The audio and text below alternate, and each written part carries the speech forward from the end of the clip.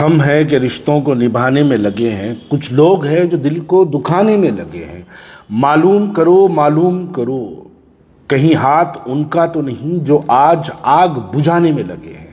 आज वक्फ amendment bill के मुतालिक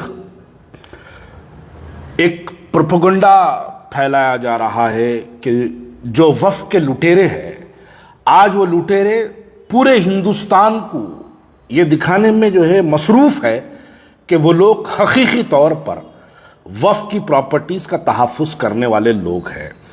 कुछ उस सवालात के जवाब आपको यकीनन नहीं मिलेंगे, लेकिन हमारी ज़िम्मेदारी है कि हम आवाम के सामने कुछ सवालात रखें।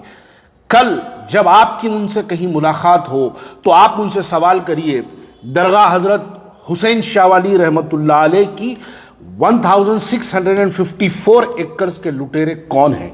आप 1994 से लेकर आज तक, मैं मजलिस इत्तेहादुल मुस्लिमीन की बात कर रहा हूं, असदुद्दीन अवैसी साहब 1994 से वक्फ बोर्ड के मेंबर हैं और हजरत हुसैन शाह वाली रहमतुल्लाह अलैह 1654 एकड़ आपकी सरपरस्ती में लूटी।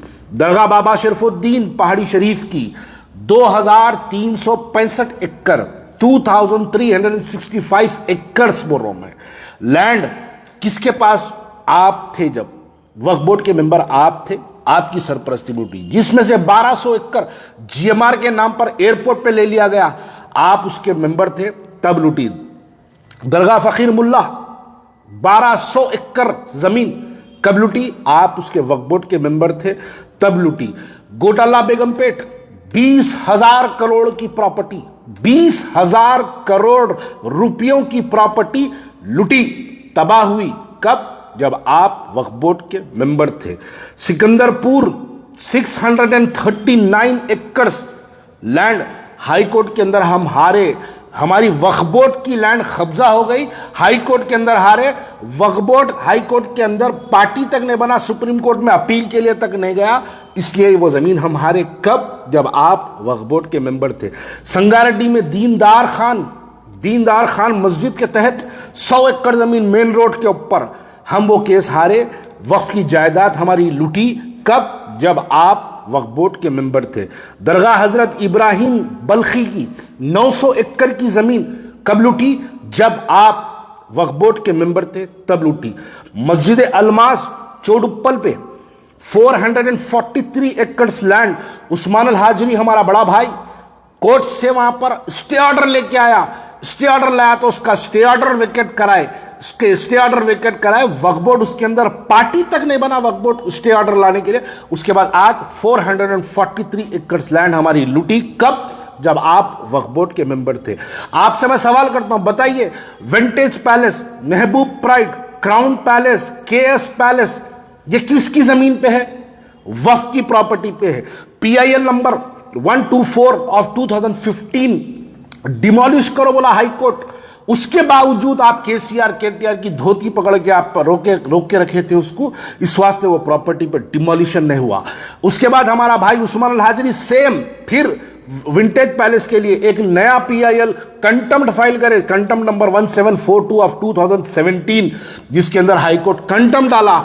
BRS की हुकूमत थी, आप उसके KTR को पकड़ के और वक्फ की जायदादों पर जो कब्जेदार है उन लोगों को ना हटाने के लिए आप अपना कार्रवाई, जब उसकी धोती पकड़ के अपने ये ब्लैकमेलिंग के काम, आपके वक्फ की जायदादों के तबाही जो करे, आप लूटे करे, इसके ऊपर एक्शन नहीं होना बोल के जाके आप वक्फ के चीफ मिनिस्टर के सामने अपने घुटने टेक देते। उसके बाद आज जब रेवंत रेड्डी आया, फिर जाके उसकी धोती पकड़ लिए, इस वास्ते पकड़ लिए कि आपको फिर से कोई प्रॉब्लम जो है गवर्नमेंट की तरफ से क्रिएट नहीं होना, इस वास्ते आप जाके झुक गए।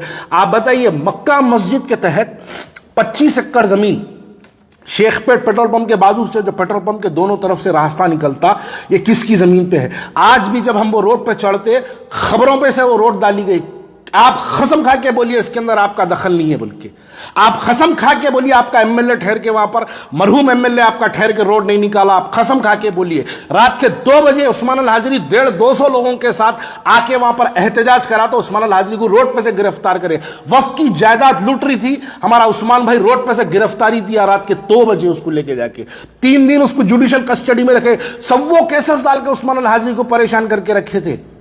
वक्फ की जायदादों के तहफ्फुज करने वाले शहर के अंदर आज खामोश बैठे हुए हैं, लेकिन वक्फ के लुटेरे आज महबूब नगर जाके वहां पर तकरीर कर रहे हैं, जज्बाती तकरीर कर रहे हैं, वहां पर तकरीर करके जो है बोल रहे हैं कि वक्फ के लिए हम मर जाएंगे, लुट जाएंगे। आप बताइए विंटेज पैलेस वक्फ की जायदाद पे है, कौन चलाता, उसके अंदर से कितना मामूल आपको नहीं आता। महबूब पैलेस की बात कर रहा हूं, आप देखते जाइए। मैं एक डोर नंबर बोलूंगा, डोर नंबर 20-4-231, दीवान जा बहादुर की 961 एकड़ की कब्जा किसके नाम पे? सेल्डिट आपके एमएलए के नाम पे। नाम बोलूं? आपके एमएलए के नाम पे है। कोर्ट में केस चल रहा, आपके एमएलए लोगों को डरा रहे, नहीं लड़ना केस बोल के।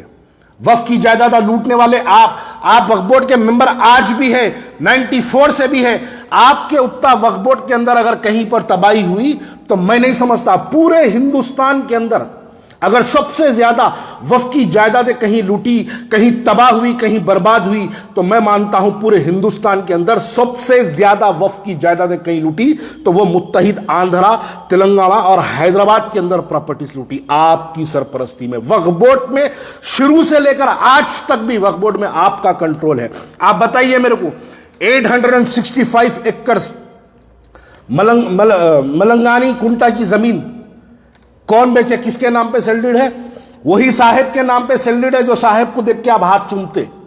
वो साहेब सेल्डिड करके 865 एकड़ जमीन वक्फ की उन्होंने बेचे। आज भी उन्होंने वक्फ बोर्ड के मेंबर बने हुए हैं। आज भी वो शख्स जो 865 एकड़ जमीन वक्फ की जायदाद बेचा, आज वो शख्स को मजलिस इत्तेहादुल मुस्लिमीन MIM उसको वक्फ बोर्ड के अंदर बिठा के रखी, और आज आप निकल के वक्फ की जायदादों के तहफ्फुज की बात करते। अरे वक्फ बोर्ड से हमको क्या मिला? हमारे बाप दादा परदादा सक्कड़ दादा हमारे लोगों ने वक्फ की जायदादें, आप लोग उसको तहफ्फुज नहीं कर सके, आप लोग वो जायदादों को लुटने दिए, आप वो जायदादों को तबाह होने दिए। यहां पर बस आखिरी में मैं बात कहना चाहता हूं, मौलाना खालिद सैफुल्लाह रहमानी साहब, भाई साहब, मौलाना आप all India Muslim personal law board के सदर हैं, आप हैदराबाद मुस्लिम पर्सनल लॉ बोर्ड के सदर नहीं हैं। आपके साथ एक खिलवाड़ हो रहा, आप मासूम हैं, आप नादान हैं, आपको नहीं समझ में आ रही बात। आपको लेके जाके गाड़ी में काहे पाशा बोल के फोन कर रहे हैं, आप गाड़ी में आ जाओ बैठ जाओ बोल तो गाड़ी में बिठा रहे हैं, लेके जाके वक्त के चीफ मिनिस्टर के सामने, चाहे वो KCR हो उसके पास बिठा दे रहे, चाहे वो रेवंत रेड्डी हो उसको बिठा दे रहे। आपको रेवंत रेड्डी के ने लेके गए बाहर, आपको बिठा दिया, अंदर जाके खुद रेवंत रेड्डी के आधा घंटा पैरा हाथा पढ़ के रोके धोके हेड्रा का पीछा छोड़ो बोले। मौलाना आप मुस्लिम पर्सनल लॉ बोर्ड के आप उस कुर्सी पे फायज है जिस पे कभी अली मियां नदवी रहमतुल्लाह अलैह उस पर फायज हुआ करते थे। अली मियां नदवी रहमतुल्लाह अलैह वक्त के प्राइम मिनिस्टर को देवबंद बुला लिए थे, तारीख है उनकी। इंदिरा गांधी को देवबंद बुलाने पर अली मियां नदवी रहमतुल्लाह अलैह, मुस्लिम पर्सनल लॉ बोर्ड हमारा उतना मियारी बोर्ड था। आज क्या हो गया मौलाना? आप एक के पीछे भाग रहे। अरे आप मुस्लिम पर्सनल लॉ बोर्ड के मेंबर है, आप हर एक के पास जाओ, आप हर पॉलिटिकल पार्टी के न जाओ। आप क्या कोई पॉलिटिकल पार्टी के इफ्तिदाई के सदर है? आप मुस्लिम पर्सनल लॉ बोर्ड के सदर है। आप आवाम से बात करिए, आप ये लीडरों की बातों में आके चीफ मिनिस्टर को नुमाइंदगी करने रहा। आपको तो खाली पेश किया जा रहा, आपको तो खाली एक लेके जाके सामने खड़ा कर रहे हैं आपको, लेकिन आपकी लेके जाके सामने आपको दिखा रहे बात वो हो रही। KCR को भी आपको लेके गए KCR के पास, लेके जाके KCR को बोले मुसलमानों का गंपा गुत्ता दे दो, हम मुसलमानों के ओटा आपको दिलाए थे, देखो मुस्लिम पर्सनल लॉ बोर्ड है, देखो फलाने मशाइख है, ये फलाने उलमा है, सब को ले आए। 184 उलमाओं के साइना करके लेटरा दिए, लाइनों को साइना करके लेटरा अखबारों में तक छापे, हम TRS की तायद करें, हम TRS की तायद करें। हार गए। आपकी तायद के बावजूद मुसलमान आपके आवाज को नहीं सुन के, मुसलमान आपके ऐलान के खिलाफ अपने वोट का इस्तेमाल करा। संभलने का वक्त है आपके लिए, आप संभलिए। आप मुस्लिम पर्सनल लॉ बोर्ड के मेंबर हैं तो आप उत्तर प्रदेश जाके बात करिए, आप बिहार जाके बात करिए, आपका मुकामी बिहार का है, आप बिहार जाके बात करिए, आप महाराष्ट्र जाके बात करिए। आप खाली हैदराबाद के 4 गलियों के आप मुस्लिम पर्सनल लॉ बोर्ड के मेंबर नहीं है, आप all India Muslim personal law board के सदर है मौलाना। आप अपनी काम करिए, आप खाली एक के पीछे भागने से काम बनने वाला नहीं है। बस ये लोग तो आज इनकी जब तकरीरें सुनता हूं, एक आखिरी लफ्ज इनके बारे में कहना चाहता हूं। सरे मेंबर वो फ़कत ख्वाबों के महल तामीर करता है, गमे मरहम नहीं करता, फ़कत तकरीर करता है।